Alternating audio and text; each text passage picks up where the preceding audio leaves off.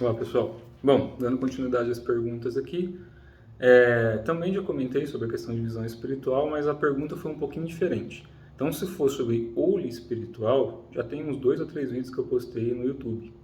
Então, pode ver lá que talvez ajude um pouquinho.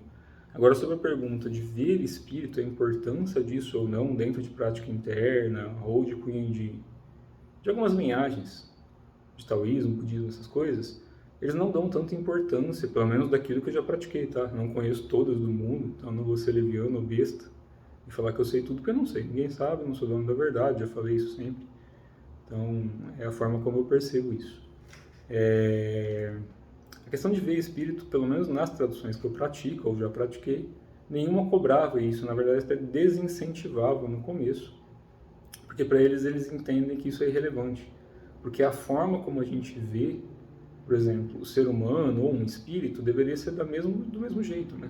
Com a mesma atenção, com o mesmo respeito, com a mesma virtude. Então, para aquilo que eu pratico, é irrelevante o ver espírito ou não, porque é parte do que a gente é. E se é uma pessoa que está usando um corpo humano, ou está usando um corpo astral, um corpo de extraterrestre, um corpo mental ou qualquer outra coisa, você só vai conversar primeiro se tiver acesso. Então, se você não consegue nem se projetar no astral, muito menos vai se conectar com outras coisas. Se você não tem visão espiritual aberta, você vai ter momentos, né, passagens, porque ver todo mundo vê, né? Quem tem visão, então já é um vidente de certa forma, porque visão e vidente.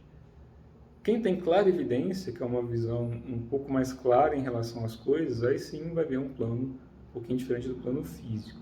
Isso pensando em conceitos da forma como eu entendo, mas não sei nem se casa aí com o que as pessoas estudam.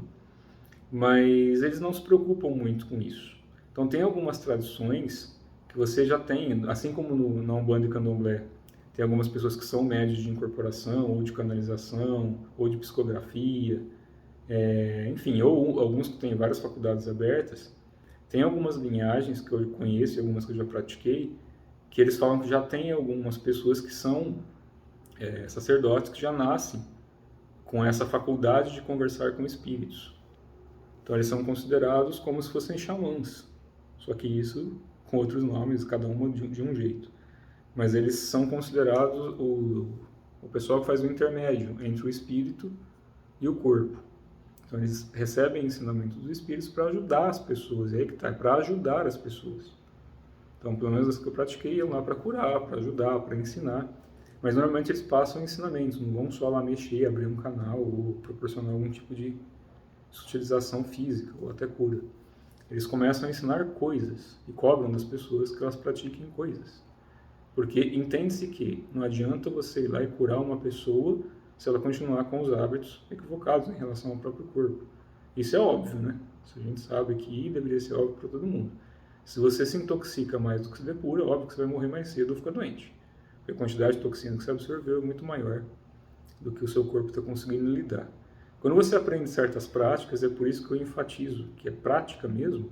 Você vai aprendendo a depurar, você vai abrindo mais espaço, você vai aprendendo a acumular mais energia. Então as coisas te machucam um pouco menos. E aí que tá, não só a nível físico, mas espiritual também. E é por isso que eles focam tanto nas práticas. É por isso que vocês pegarem, por exemplo, uma tradição budista que pratica Shaolin, vai? Que é uma técnica marcial. Os templos Shaolin antigos são templos budistas. Então, o Shaolin Norte, por exemplo, ele vem do budismo, o budismo está inserido dentro dele naturalmente, pelo menos na maior parte das linhagens. Não é regra, tá? Não estou falando por todos, estou falando pelo que eu pratico e já pratiquei. Então, ali você aprende toda a tradição de budismo dentro de determinadas vertentes, assim como tem de outras, mas o budismo é um pouco mais forte. E forte nessa que eu estou comentando, tá? Uma parte marcial em relação a Shaolin. E nos templos lá você aprende uma série de coisas físicas para você aprimorar o seu corpo físico. Principalmente porque naquela época não tinha muito acesso à cura fácil, era base de ervaria e prática mesmo. Então você aprendia certas coisas para se ajudar e ajudar as pessoas. E isso era muito bom, e para você aprender a se proteger. É por isso que o Bodhidharma, né, que eu já expliquei um pouquinho sobre ele, que não é só um ser, né, o Bodhidharma foi um ser, mas também foi muitos outros seres, pensando em quem é ou o que é essa energia, que trouxe todo esse conhecimento da parte marcial para ajudar as pessoas a terem um condicionamento físico para poder sentar na calma, meditar e ascensionar. Então não adianta ter só uma mente forte, você tem que ter um corpo forte, porque esse corpo aqui é parte da natureza da fonte, ou da natureza do tal, ou da natureza divina. Então o corpo ele não é desdenhado, ele não é ignorado, porque entende que também é tão sagrado quanto qualquer estrela, ou quanto qualquer planeta, ou quanto qualquer outra raça. Quando a gente denigre ou critica uma raça em determinada outra, ou acha que uma raça mais sutil em relação a uma mais densa é melhor, a gente esquece que a gente faz parte de todas elas, né? Em essência, sim. Porque a nossa energia, que vem da própria fonte, ela só se qualifica de uma forma diferente, a gente absorve memórias em relação a um período, tempo e espaço. Mas fora isso, a gente é uma energia indivisível que faz parte da própria fonte. E quando a gente se torna um pouco mesquinho ou arrogante demais, criticando uma coisa em relação a outra, a gente deve pensar e entender que também a gente é parte daquilo ali, que está dando errado, inclusive.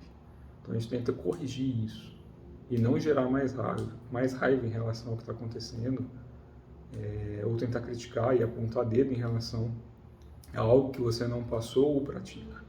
É por isso que a realização é sempre individual, né? A gente pode passar a fórmula, a gente pode passar o caminho, igual na yoga.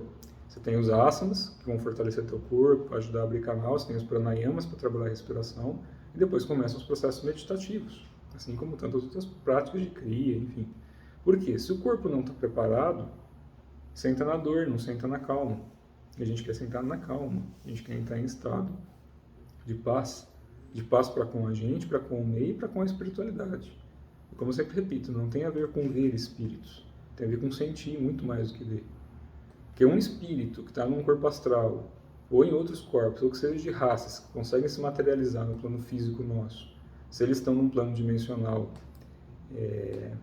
menos denso em relação à parte física, humana, terra-terra, visual, os 5 sentidos, basicamente, né? Atrelado aos 5 sentidos, vai ficar mais claro assim.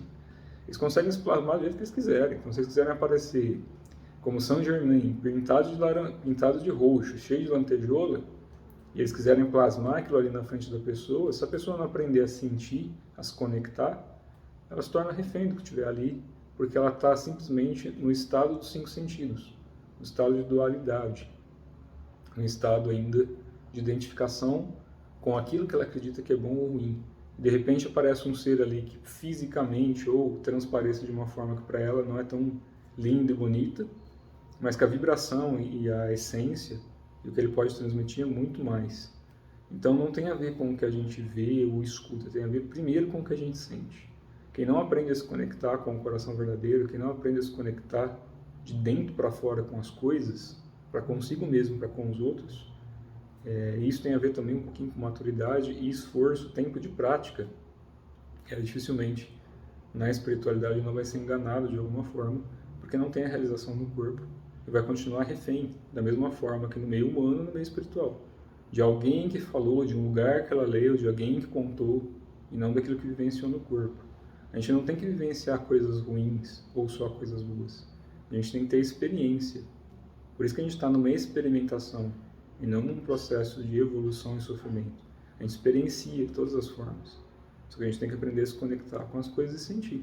Porque sem o sentir é muito difícil. O sentir está em tudo e todas as coisas, né? Não tem a ver com um processo destrutivo emocional. Sentir raiva, alegria, prazer e dor. Isso são processos endócrinos do sistema nervoso do corpo. Se desconectar o sistema nervoso, você não sente dor, por exemplo. Mas ainda assim morre e fica doente. Então a gente tem que aprender a sentir as coisas de dentro para fora, para que a conexão seja natural. E de novo, não sou dono da verdade, mas é basicamente isso. Algumas linhagens não se importam com isso, porque entende que é tudo uma continuidade da outra. E se um espírito vem conversar com a gente, beleza, converso como vou conversar e tratar bem como qualquer outra pessoa. Independente da forma, cor, cheiro, raça, dimensão, é uma continuidade. E quanto mais solto a gente fica, quanto menos a gente julga ou teme a própria essência, mais simples é e mais protegido a gente se torna, porque a gente tira a identificação para com o certo e errado.